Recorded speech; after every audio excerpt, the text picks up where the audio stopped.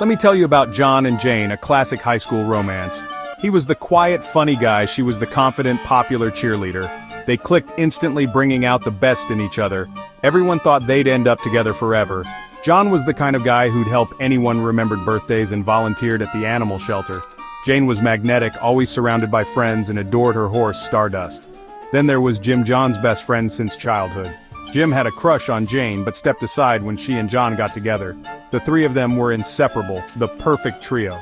But as time passed, Jane changed. Her confidence became arrogant, she grew demanding and started flirting, especially with Jim. At first, it was subtle, a touch, a look. John noticed but tried to ignore it, trusting both Jane and Jim. He didn't want to believe anything was wrong, but the tension was growing and cracks began to show. The perfect trio wasn't so perfect anymore. Fast forward to the annual Christmas party. The place was packed, music blaring, everyone in high spirits. John was busy catching up with friends, while Jane and Jim laughed together in a corner. He thought nothing of it, he trusted them. But as the night wore on, their flirting became obvious. People whispered, but John stayed oblivious, lost in the holiday cheer. Jane and Jim slipped away from the party, thinking no one noticed. Days later, Jim showed up at John's door looking wrecked. He confessed everything. He and Jane had hooked up at the party. He was full of regret, begging for forgiveness. John was devastated, but forgave Jim, valuing their friendship above all. He confronted Jane, calmly asking for the truth. Jane denied it all, accusing Jim of lying and being obsessed with her. She turned the blame on Jim, leaving John torn and heartbroken.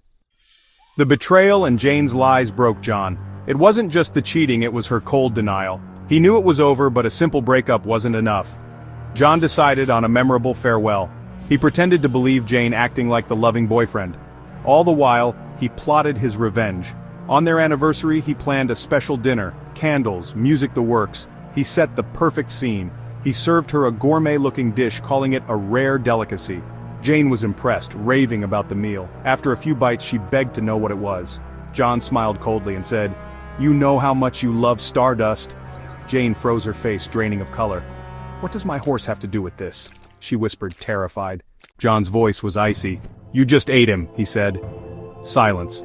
Jane stared in horror, her mind racing. Then came the screaming, raw, guttural grief. She collapsed, sobbing, trying to make herself sick. John watched, emotionless.